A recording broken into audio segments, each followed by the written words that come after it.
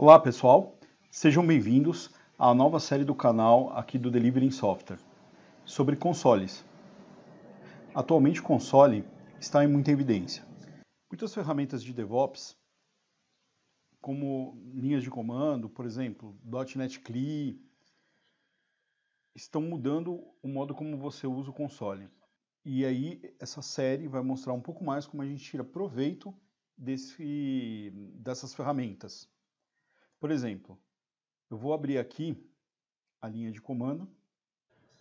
Eu estou utilizando aqui uma tecla de atalho, Windows X, e eu estou abrindo o meu console PowerShell.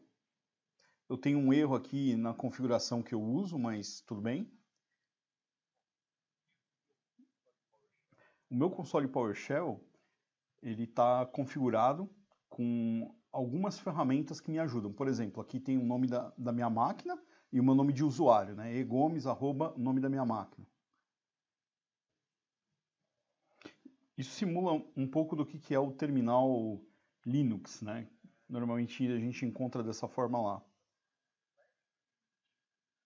Aí tem uma flecha com um tio ali no meio.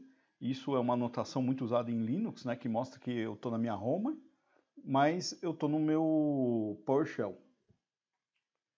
Então, por exemplo, se eu der um get verbo, eu vou ter o retorno aqui dos commandlets, eu vou ter o retorno do commandlet, que são os verbos do PowerShell. Que também funciona em console Linux, terminal Linux, né? Mas nesse caso eu estou rodando o meu console PowerShell do Windows nativo. Antes de iniciar essa série, eu quero dar um overview do que eu já tenho rodando na minha máquina. Por exemplo, eu vou voltar aqui para o C, né, a raiz do meu HD. Se eu der um ls aqui, como se fosse um dir, vou criar um diretório agora chamado repo. Entrei nesse diretório e deu o comando git init, ou seja, eu transformei esse diretório num repositório. Então, com essas extensões que eu tenho no meu console, por exemplo, ele está me mostrando que eu estou na branch master. E, além disso, ele está me mostrando que está verde, né? Então significa que a minha branch está alinhada com as branches remotas, né? Eu não tenho nenhuma alteração, nada para adicionar no console, ou nada modificado, console não, no meu repositório, né? Então eu vou adicionar um arquivo, eu vou usar até um comando do Linux aqui, o touch, e olha só como que o meu console, a minha indicação já muda ali, né? Então ele está dizendo que eu adicionei um arquivo, eu tenho um arquivo para adicionar no repositório, então eu já tenho um feedback de como está o meu repositório, tá? Então, por exemplo, se agora eu der o git add asterisco, que eu estou adicionando esse arquivo no meu, quero adicionar esse arquivo no meu repositório, né? Então, em seguida eu vou fazer o commit, colocar a mensagem padrão, né? Para o git commit. E, olha lá, meu console voltou para o verde, né? Então o arquivo foi adicionado, eu já tenho feedback que o meu comando funcionou. Eu não tenho nada pendente no meu Git. E eu posso ter isso para várias outras coisas, dependendo do que eu estou usando. Por exemplo, colocar o diretório que eu estou, tá ali que ele está no C/repo, né? Como ele está customizado, ele não tem aquela notação de 2 pontos lá do Windows, então posso customizar muita coisa aí. E aí nessa série a ideia é mostrar várias ferramentas de console, e isso aqui vai servir para eu também estudar um pouco mais. Eu estou tentando reproduzir sempre o que eu faço no modo gráfico, no console, né? Então procurar comandos, escrever script e largar um pouco o vício de usar o mouse, né? Ser mais produtivo no console.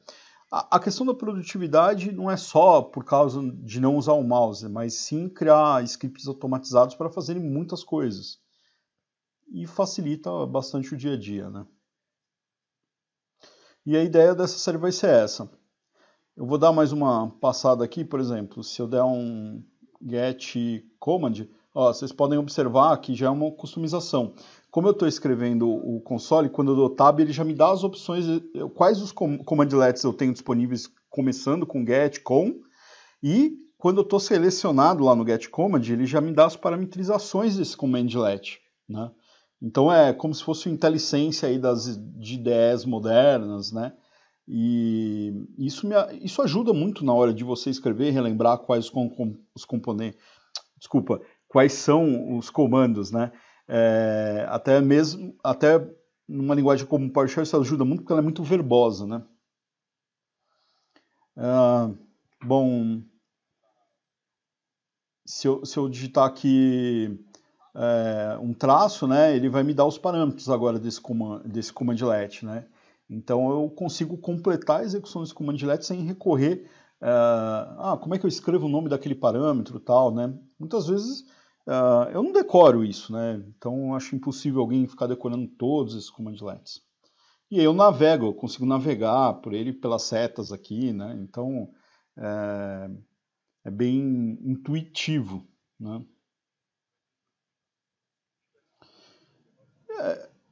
É como se eu estivesse no Visual Studio, né? Que é a ideia que eu trabalhei bastante, tem o IntelliSense.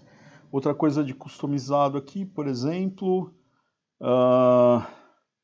a fonte, eu estou usando uma fonte Powerline, então ela tem alguns ícones, né? Que ela me dá alguns ícones que eu consigo colocar ali para fazer indicar algumas coisas.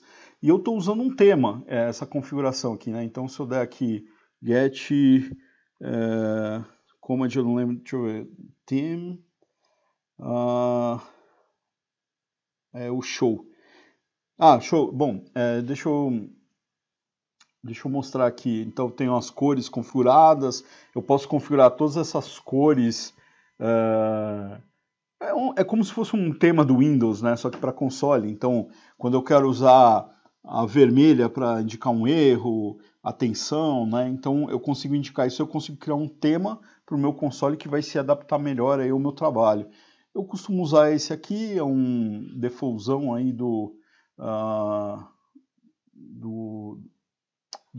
dessas configurações que eu uso, e aí estão os símbolos, ó, que pega dessa fonte. Então, ó, aqui embaixo no Git Symbols, tá vendo?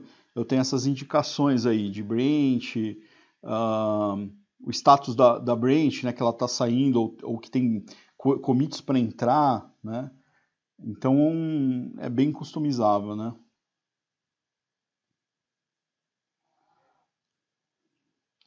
Tenho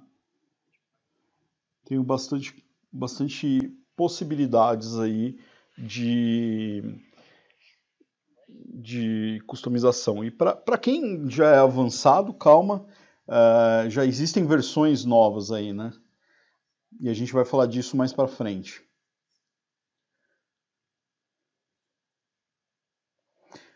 E o que eu quero fazer nessa série é uma coisa bem legal, que assim, eu tenho essa customização pronta, mas eu quero reconstruir ela. Ela está muito inchada, eu copiei ela de uma outra pessoa, fui modificando. Então eu quero construir do zero aqui, e eu vou estar registrando nessa série de vídeos cada customização que eu for acrescentando no meu console. E aí por isso eu vou formatar essa máquina agora.